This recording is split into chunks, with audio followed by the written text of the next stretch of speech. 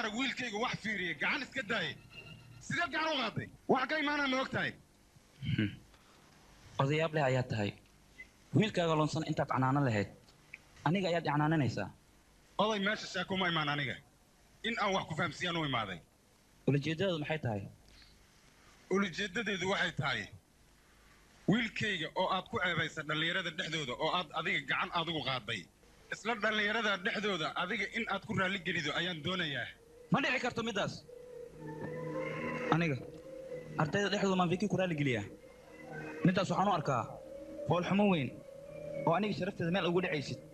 iga raalahaw waxaad ku mahadidaa waxaan keliyaan ku idhi dhallinyarada dhexdooda ku raalli geli axsaan weyn ayaan kuu sameeyey haddii aan ku dhihi lahaa dhallinyarada dhexdooda lugaha uga qabso qasab ayaad uga qabsan lahayd adiga aniga waxaan u malaynayaa wiil nuusan aabihiis inaan la hadlaayo laakiinse hadda waxaan ogaaday wiilkaaga jecel u qabtay dartiisa mustaqbalkiisa iyo aaytiinkiisa dambe inaad adiga ka luminaysid war sideed ila hadlaysaa war adigu sidee ila hadlaysaa ma waxaan raaligeliyaa cunuga kibirkaa ka badisay oo lugihiisa meel walba wasaq ah yaalo iga raalahaw lagama yaabo inaan raaligeliyo cunugaas mudana barfasore muxuu dhibayaa haddii aad raaligeliso mudana jadri maalqabeenka hindiyo keliya maahan waa ninka koleejka maalgeliyey mudana jadri wiilkiisa dhalinyaro dhexa uu gacan qaatay haddana dhalinyaro dhexdooda aad ku raaligeliso wax ay dhibaysa maahan taas maxaa u xishoonaysaa hadalkaas runtay maahan waa runtaada mudane inaan raaligeliyo maxaan ugu xishoodaa ma aha wax laga xishoodo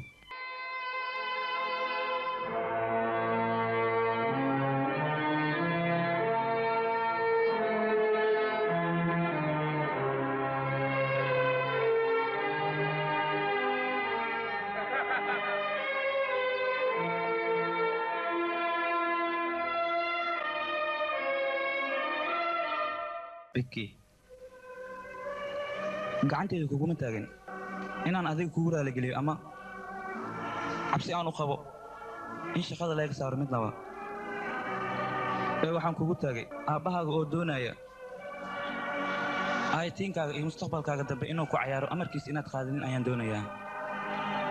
waxaan ka baqayaa ciyaal suuqnimada inay gaarto heer uu aabbaha kaa soo celin waayo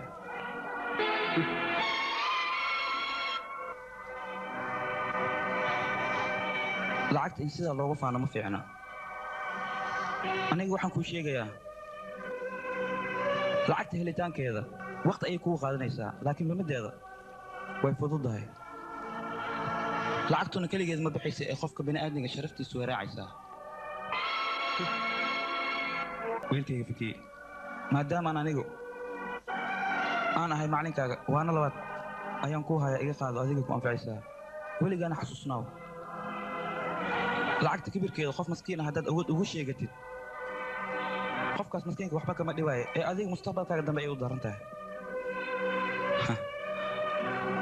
adigoo sidaan ii fool xumeeyey weli taada ayaad ku taagan tahay anigana waxaan ku khasbannahay wixii ra'yigayga ah inaan aniga sameeyo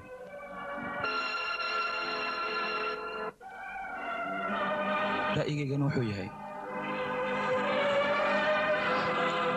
inaan aniga koleejka ka tago middaasna aniga waxaan u arkaa inay tahay wax ii qoran wiilkayga waanadeeda xusuusnaa weligaaba